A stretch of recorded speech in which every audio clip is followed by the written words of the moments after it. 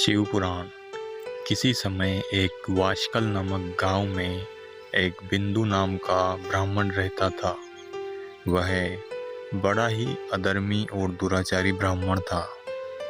यद्यपि उसकी पत्नी बड़ी सुंदर थी, तो भी वह कुमार्ग पर चलता था और वह पर स्त्री गमन करता था।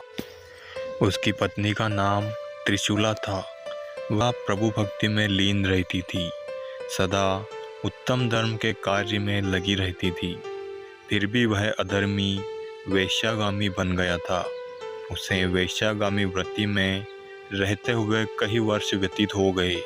उसकी पत्नी काम से पीड़ित होने पर भी स्वधर्म नाश के कारण धर्म से विमुख नहीं हुई।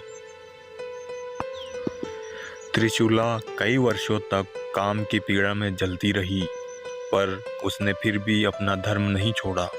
किंतु दुराचारी पति के आचरण से दुखी होकर आगे चलकर वह स्त्री भी दुराचारणी हो गई।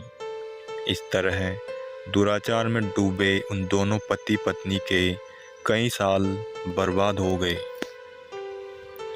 कुछ समय पश्चात वेश्याओं का पति बना बेटा वह दूषित बुद्धि वाला ब्राह्मण मृत्यु को प्राप्त हो घोर नरक में जा पड़ा। कई दिनों तक नरक में अनेक यातनाओं को भोगकर वह ब्राह्मण भयंकर पिशाच हुआ। इधर त्रिशूला अपने पति के मर जाने के बाद भी उसने पर पुरुष गमन नहीं छोड़ा। कुछ समय वह अपने बच्चों के साथ घर में रही। किसी पावन पर्व के अवसर पर त्रिशूला अपने भाई बंधुओं के संग गोकर्ण क्षेत्र में गई। तीर्थयात्रियों के संग घूमती हुई वह एक देव स्थान पर पहुंच गई, जहां एक पौराणिक ब्राह्मण अत्यंत कल्याणकारी शिव पुराण की कथा सुना रहे थे। कथावाचक ब्राह्मण कह रहे थे कि जो स्त्री पर पुरुष के साथ व्यभिचार करती हैं, मृत्यु के उपरांत नरक में जाती हैं, जहां यम के दूत लोहे को गर्म कर पिघला देते हैं और उस व्यभिचारिणी स्त्री की योनि में डाल देते हैं, जिसके कारण उसे भयंकर पीड़ा होती है।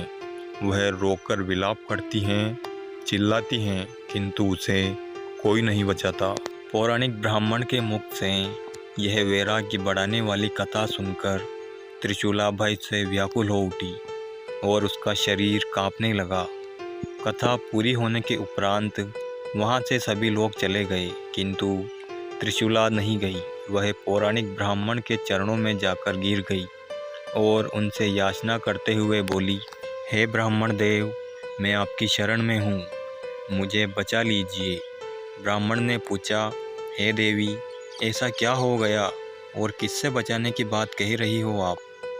त्रिशूला बोली, हे ब्राह्मण देव, मेरे विवाह के बाद भी मेरे पति ने मेरे साथ सहवास नहीं किया।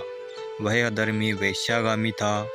जवानी के कारण कुछ समय बाद मैंने भी पर पुरुष के साथ सहवास किया, जो कि अधर्म है। किंतु मुझे उस समय धर्म का ज्ञान नहीं था। उस समय मैंने जो किया वह काम वासना के अधीन होकर किया, जो पूर्णतः अधर्म है। मैं निंदा की पात्र हूँ। जब मैंने आपके मुंह से वैराग्य धारण करने वाली कथा सुनी, तो मुझे इस संसार से वैराग्य हो गया। अब मैं पूर्णतः आपकी शरण में हूँ। हे ब्राह्मण देव, मेरा उद्धार करो। त्रिशूला का उद्धार कैसे हुआ, यह अगले भाग में हम आपको बताएंगे। वीडियो देखने के लिए धन्यवाद और इसका सेकंड पार्ट जरूर देखें।